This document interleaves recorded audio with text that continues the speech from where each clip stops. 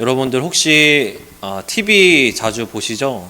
TV에 저는 안 좋아하는데 저희 아버지께서 좋아하는 TV 프로그램 중에 동물의 왕국이라는 프로그램이 있습니다. 거기 보면 온갖 동물들이 다 나와서 뛰어다니고 또 이제 그 노래가 유명하죠. 우왕 하는 그 노래가 유명하죠. 그 프로그램 참 좋아하시는데 다양한 동물들이 어떻게 살아가고 있는지 또 어떤 행동 양식을 갖고 있는지 그런 모습이 참 인상적으로 다가올 때가 있습니다. 그런데 특히나 작은 동물들, 물론 큰 동물도 하지만 작은 동물들에게는 어떤 위험할 때 하는 행동들이 있더라고요. 대표적으로 이제 목도리 도마뱀이 딱 위험한 상황이 오면 어떻게 하죠?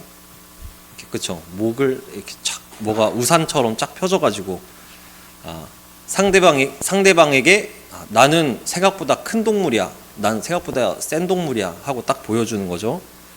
또 바다에는 보거가 있죠. 몸을 갑자기 탁 부풀려가지고 나는 사실 큰 동물이다. 큰 동물 중에도 곰도 그렇죠. 상대를 만나면 두 발로 서서 이렇게 하지 않습니까? 나는 엄청 크고 힘센 동물이야. 그러니까 함부로 덤비지 마 하는 것이죠. 이렇게 자신의 몸집을 키우면서 상대보다 크게 보이면서 나는 약한 존재가 아니야. 난 약한 자가 아니라 아주 강한 존재야. 그러니까 함부로 덤비지 말고 나에게 함부로 대하지 마 하면서 그렇게 강하게 보이려고 합니다. 야생에서 살아남는 방법이 내가 크고 강하게 보이는 방법을 사용하고 있다는 것이죠. 우리도 살아가면서 그 동물들처럼 그렇게 살아가는 것 같습니다. 세상에서 내가 약해 보이면 안 되고, 어렸을 적 저희 부모님도 사람들 앞에서 함부로 눈물 보이지 말아라 뭐 그런 말씀 하셨는데, 사람들 앞에서 내가 강한 사람이라고 그리고 내가 얼마나 유능한 사람인지 그것을 보여주고 과시하지 않으면 사람들 사이에서 내가 도태되지 않을까? 약해 보이지 않을까? 그래서 내 평가가 낮아지지 않을까 하는 그러한 불안한 마음들, 우리는 이 사회 속에 살아가면서 그러한 것들을 느낍니다. 사람들은 겉으로 볼 때는 더 큰 권력, 더 많은 돈 이런 것을 갈망하는 것처럼 보이지만 사실은 그것은 겉모습이고, 그 밑바닥에는, 자신을 부풀려서 크게 보이려고 하는 그 밑바닥에는 사실 나는 마음속에는 어린아이가 있는데, 사실 나는 연약한 부분이 있는데, 이 사실을 드러내지 않고 사람들에게 누구보다 단단하게 강하게 살아가는 것으로 보이려고, 무시당하지 않으려고 그렇게 살아가고 있습니다.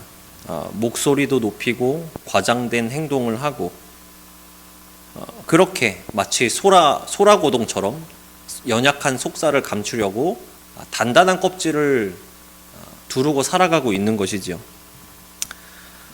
지금까지 나눈 것처럼 우리는 이 세상 가운데 살아가면서 큰 자로 보이고 싶어 하고, 그런데 그 내면에는 나의 작음을 보이지 않고 싶어 하는 그러한 존재들입니다.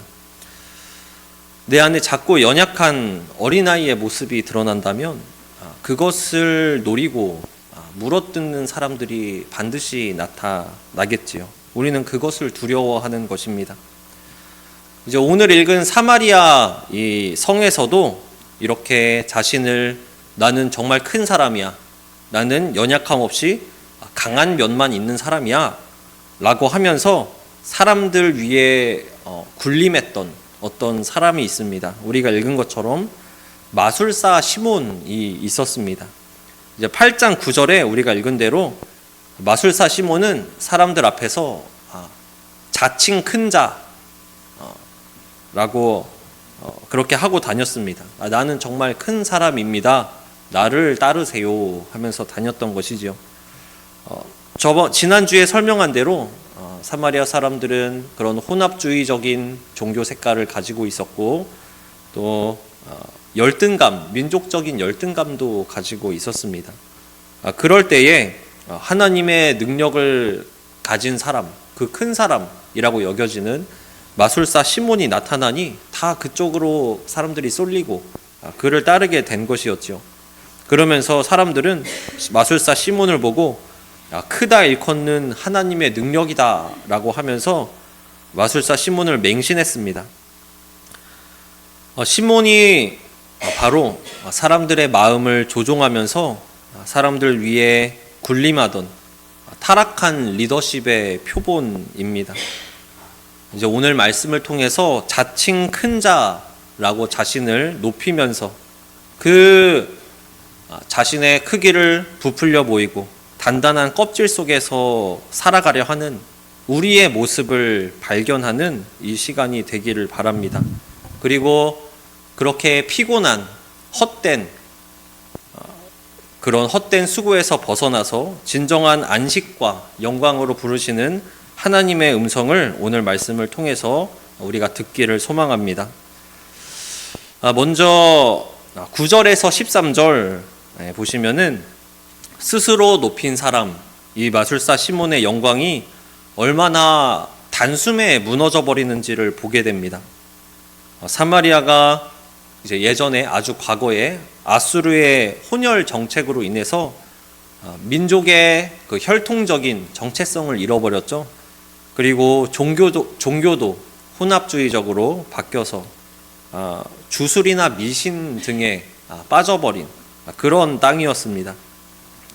그러한 땅에 그 영적 무지함 속에 깊게 파고든 것이 바로 이 마술사 시몬입니다. 그래서 그 사마리아 성에서 왕과 같이 군림하면서 사람들 사이에 정말 하나님의 능력을 나타내는 사람, 정말 큰 사람이라고 여겨지면서 그 높은 자리를 누려왔습니다. 그렇게 오랜 시간 사람들 위에 군림하고 있었는데 그렇게 거짓으로 쌓아올린 자리는 단숨에 무너지기 마련이지요. 빌립 집사가 사마리아에 들어가게 됐습니다. 그래서 정말 마술사 시몬처럼 가짜가 아니라 정말 진리인 예수 그리스도의 복음을 전하니까 마술사 시몬을 따르던 사람들이 싹 빠지고 이제 빌립이 전하는 복음을 들으려고 빌립에게 막 사람들이 몰리는 겁니다. 그리고 세례를 받기 시작을 했지요. 그렇게 자신을 부풀리면서 자신의 높음을 주장하면서 사람들 위에 군림했던 그 마술사 시몬은 이제 사마리아 성에서 아무것도 아닌 사람이 되어버렸습니다. 그때 시몬은 어떻게 행동을 했나요? 13절에 이렇게 써있죠. 시몬도 그 복음의 내용을 믿고 세례를 받고 전심으로 빌립을 따라다니면서 표적과 큰 능력을 보고 놀랐다. 이렇게 말씀을 하고 있습니다. 그런데 마술사 시몬의 세례와 빌립을 따르는 그 행동은 완전한 회심이 아니었습니다. 죄를 깨닫고 내가 그동안 잘못해왔구나, 예수 그리스도께서 우리의 구원자시구나, 이것을 깨닫고 빌립을 따르는 것이 아니라 빌립이 행하는 더 큰 능력과 기적을 보고 거기에 이제 압도를 당해서 따르게 된 것입니다. 대중을 빼앗기고 복음에 빼앗기고 자신의 초라한 밑바닥이 드러나니까 자신이 이제는 아무것도 아닌 사람이 되어버리니까 더 큰 자에게 탑승을 한 거죠. 빌립의 큰 능력과 기적에 자신도 사람들처럼 탑승을 해버린 겁니다. 그래서 이제 빌립을 통해서 그 빌립이 행하는 기적과 표적을 통해서 나도 나중에 저거를 가져가지고 다시 내 자리를 되찾아야겠다. 날 큰 자라고 여김받던 그 자리를 되찾아야겠다. 이런 교만을 갖고 있었던 것입니다. 그래서 이제 사마리아의 빌립으로 인해서 복음이 심어지고 사람들이 막 세례를 받고 있다라는 소식을 이제 예루살렘 교회에서 듣게 되어서 베드로와 요한 사도가 사마리아에 오게 되지요. 그리고 시몬은, 마술사 시몬은 사도들의 안수로 인해서 성령이 사마리아 사람들에게 임한 것을 보고 드디어 자신의 마음속에 있던 본색을 드러냅니다. 어떻게 하냐면 주머니에서 돈을 딱 꺼냅니다. 돈을 꺼내서 뭐라고 하냐면 이 권능을 내게도 주셔서 내가 안수하는 사람들도 성령을 받을 수 있도록 그 능력을 저한테도 주세요. 주세요라고 하지만 사실은 돈 주고 사겠다는 것이죠. 성령 안수하면 성령 받는 그 능력 나한테 파세요 라고 한 것입니다.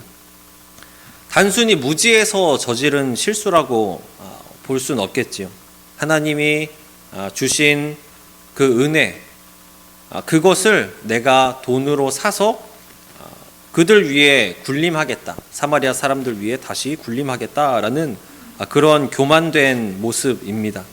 신앙을 자신의 이익과 자신의 권력을 위해서 수단화 시켜버린 그런 교만한 죄인의 모습이지요.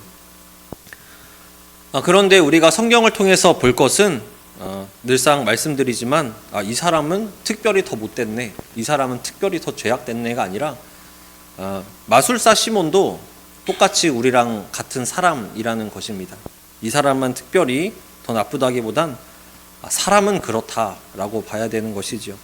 이 마술사 시몬이 거래적으로 신앙을 대했다면 그 모습을 통해서 우리의 모습도 볼 수 있습니다.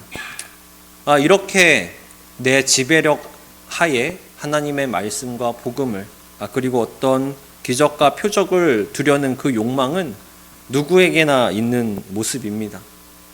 심지어 마술사 시몬이나 우리뿐만 아니라 예수님의 12 제자도 그랬습니다.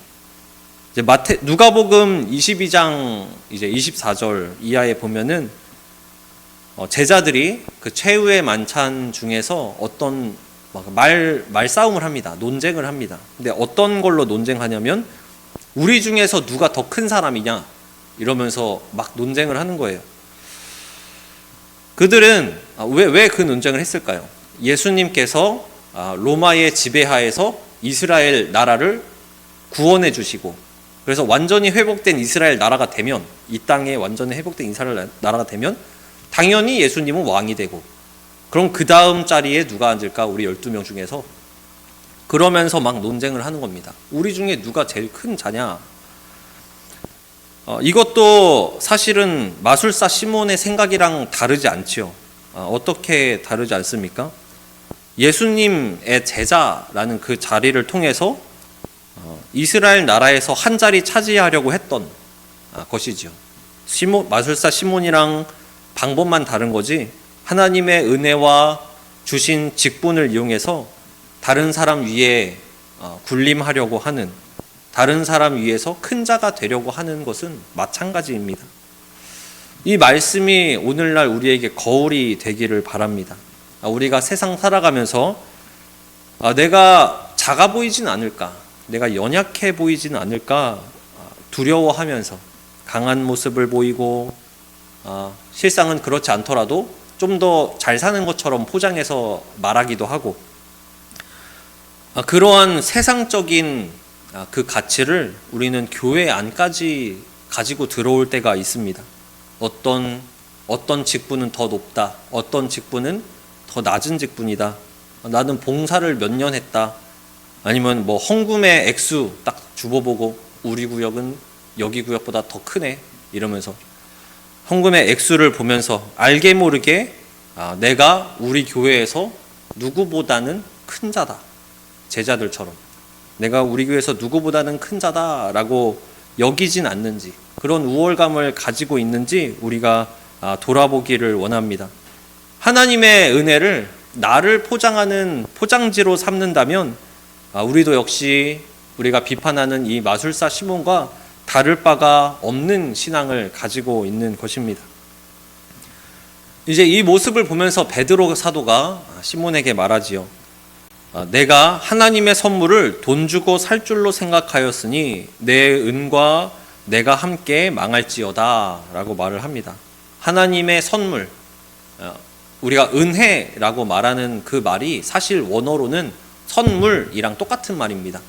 그러니까 하나님께서 주신 그 선물을 돈 주고 살려고 했냐 라고 하면서 책망하는 것이지요.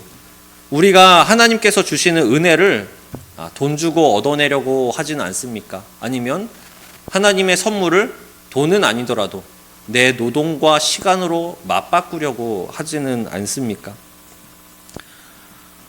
베드로가 했던 책망은 세상이 말하는 대가를 지불해서 하나님을 통제할 수 있다, 돈으로 능력을 살 수 있다라고 말하는 그 세상에 물든 신앙, 마술사 시몬이 갖고 있는 그 신앙에 내리는 어떤 사형 선고와 같은 그런 선포입니다. 베드로는 이 마술사 시몬에게 세상의 가치를 갖고 그렇게 하나님을 판단하느냐, 그것과 함께 망할지어다 라면서 책망을 이렇게 하고 있습니다. 우리가 믿는 예수님은 어떤 예수님입니까? 제가 이 설교 준비하면서 옥하는 목사님의 설교를 좀 여러 번 들었습니다. 네. 근데 그분이 이 본문에 대해 설교하면서 저로서는 좀 충격적인, 강단에서 이 말이 나올 수 있나 하는 충격적인 말씀을 하셨는데 이렇게 말씀하시더라고요. 우리 중에 예수님 믿기 시작할 때에 복 안 바라고 믿기 시작하지 않은 사람이 어디 있습니까? 딱 그러시더라고요. 누구나 예수님 처음 믿을 때 다 복 받으려고 다 시작할 땐 그렇게 믿지 않았습니까? 이렇게 말을 하는 겁니다. 그런데 거기서 끝나는 것이 아니라 점점 말씀으로 우리가 다듬어지면서 사실은 순서가 잘못되었구나. 하나님께서 우리에게 주신 은혜 때문에 내가 믿게 된 것이고 하나님의 자녀됨의 복을 내가 누리며 사는 것이구나 라고 우리가 다듬어지는 것이지요. 그 신앙에서 우리가 믿는 예수 그리스도께서는 타인을 지배하는 방식으로 임하지 않으셨습니다. 도리어 그 반대로 임하셨지요. 세상은 우리가 사람들 위에 올라가야지, 다른 사람을 밟고 한 단계씩 올라가서 위에 서야지, 그래야 강한 거다 라고 가르칩니다. 하지만 예수님께서는 왕 중의 왕이신데 가장 낮은 자의 모습으로 구유해서 이 땅에 오셨습니다. 그리고 세상에서는 타인에게 무릎 꿇으면 안 돼, 그러면 그 사람한테 지는 거고 굴복하는 거야, 너는 패배자가 되는 거야 라고 세상에선 가르치지만 예수님께서는 선생이신데도 제자들을 앞에서 무릎 꿇고 그들의 발을 씻어 주셨습니다. 그리고 십자가 위에서 모든 옷이 벗겨지고 찔림을 당하는 그 모든 수치와 무력감을 온몸으로 당하셨습니다. 반대로 우리는 어떻게든 나를 포장하고 껴입으려고 하고 있지요. 예수님께서 왜 이렇게 하셨습니까? 우리는 작은 자라는 것을 감추고 큰 자로 보이기 위해서, 강해 보이기 위해서 이것저것으로 마치 갑옷을 입은 것처럼, 세상에서 살려면 갑옷을 입어야 돼 이렇게 생각하면서 마치 갑옷을 입는 것처럼 이것저것으로 막 덕지덕지 붙입니다. 튼튼해 보이려고, 강해 보이려고. 그런데 예수님께서는 우리의 그 모든 두려움과 수치심을 십자가에서 대신 다 짊어지셨습니다. 예수님은 우리에게 더 많은 능력을 가져서 위대해지라고 요구하지 않으십니다. 오히려 우리가 이미 큰 자라는 것을 말씀을 하시죠. 마태복음 11장 11절에서 이렇게 말씀하십니다. 여자가 낳은 자 중에 세례 요한보다 더 큰 이가 일어남이 없도다. 그러나 천국에서 극히 작은 자라도 그보다 크니라 라고 말씀합니다. 우리가 볼 때 세례 요한은 정말로 큰 자 같지요. 예수님의 앞길을 예비한 선지자, 마지막 선지자, 정말 큰 자 같지요. 그런데 그렇게 크게 여김을 받는 세례 요한보다 하나님 나라에서는 가장 작은 자가 그 세례 요한보다 크다라고 예수님께서 말씀을 하십니다. 그러니 우리가 세상을 살아가면서 덕지덕지 나의 작음을, 나의 연약함을 감추려고 애쓰는 그 수고가 얼마나 헛된 것인가를 우리가 알 수 있습니다. 왜냐하면 세상에서 가장 높은 자, 자랑 천국에서 가장 낮은 자를 비교했을 때 천국에 있는 그 자가 훨씬 더 크다. 그런데 우리는 이미 천국에 속한 하나님의 자녀이기 때문입니다. 우리가 대단해서 이 큰 자가 된 것이 아니지요. 십자가의 은혜로 하나님의 자녀가 되었다. 그 하나님의 자녀라는 신분 자체가 세상에 줄 수 없는 세상에 줄 수 있는 그 어떤 큰 영광보다 더 크고 존귀한 영광이라는 것입니다. 마술사 시몬은 이러한 하나님 자녀됨의 큰 영광을 몰랐기 때문에 세상의 사고방식으로 돈을 내밀었지만 우리는 이미 하나님 나라에서 가장 큰 자다, 왕의 자녀다라고 이미 선포되었습니다. 그리고 또 고린도 전서 1장 26절에서 사도 바울은 이렇게 말하지요. 형제들아 너희의 부르심을 보라. 육체를 따라 지혜로운 자가 많지 아니하며 능한 자가 많지 아니하며 문벌 좋은 자가 많지 아니하도다. 그러나 하나님께서 세상에 미련한 것들을 택하사 지혜 있는 자들을 부끄럽게 하시고 세상에 약한 것들을 택하사 강한 것들을 부끄럽게 하려 하시며 바울이 이렇게 편지했습니다. 바울이 고린도 교회 성도들에게 이렇게 말한 거죠. 고린도 교회 성도 여러분, 우리 모여있는 우리 교회 성도님들을 보십시오. 우리 다 어리석은 사람들 아닙니까? 우리 다 신분이 낮은 사람들 아닙니까? 우리 다 미련한 사람들 아닙니까? 이렇게 말한 겁니다. 어떻게 말하면 지금 시대에서는 이렇게 막 바울처럼 말할 수는 없겠지요. 왜냐하면 오해의 소지가 있으니까요. 그런데 바울이 그럼에도 불구하고 바울이 이렇게 말한 이유는 이것이 그리스도 안에서는 더 큰 능력이 된다라는 것입니다. 교회 공동체는 세상에서 나의 능력을 증명해서 강한 사람들, 튼튼한 사람들만 모여가지고 그렇게 높은 사람들만 모여서 있는 그런 모임이 아닙니다. 철저히 나의 자금을 인정한 사람들, 인생을 내 마음대로 통제할 수 없다는 무력함을 이미 알고 있는 사람들, 그런 작은 자들의 공동체가 바로 교회 공동체입니다. 왜 약하고 작은 우리들을 택하셨습니까? 세상의 기준으로는 작아 보일지라도 하나님 은혜 안에서는 우리는 누구보다 큰 자입니다. 그래서 우리가 세상 사람들에게 무시당하지 않으려고 발버둥 칠 이유가 없는 것입니다. 내가 내 힘으로 커지려고 하지 않아도 가장 크고 위대하신 하나님께서 우리를 절대 포기하지 않는 귀한 자녀로 삼아 주시기 때문입니다. 우리가 왕의 자녀입니다. 가장 높으신 하나님의 자녀된 자들입니다.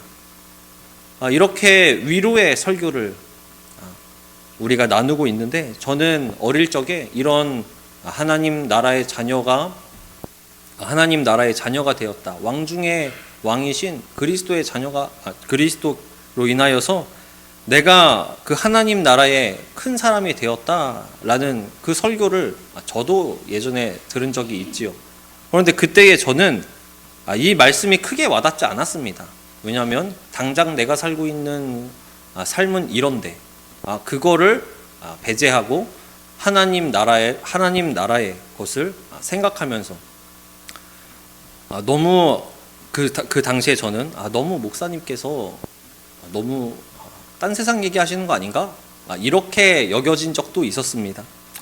그런데 우리가 진정 알아야 할 것은 성경 말씀에서 말씀하시는 것은 하나님께서 우리를 위하여서 그 끝에는 하나님 나라의 그 자리를 우리를 위해서 예비를 해두셨고 지금 우리가 다 살아가고 있는 이 세상은 하나님께서 우리를 가장 좋은 길로 인도하고 계시는 하나님의 주관하에 있는 그 과정이라는 것입니다.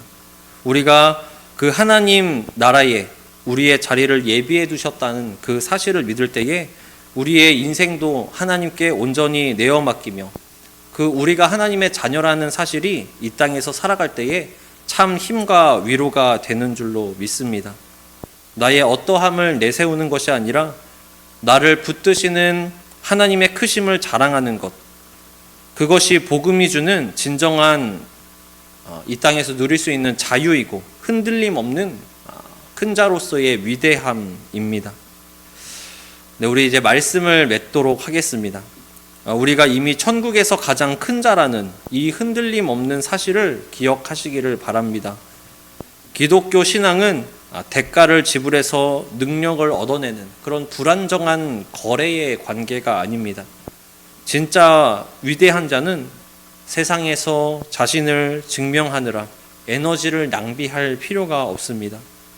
하나님이 나를 이미 자녀로 가장 존귀한 자로 택하셨다는 이 하나님 자녀됨의 정체성, 이것이 세상 가운데에서 나를 두려워하고 나를 위협한다라고 여겨지는 그 모든 것에서 자유로워져서 내가 더 이상을 나를 방어하면서 강한 척하기 위해 계속해서 달려나가는 이것에서 자유로워질 수가 있습니다.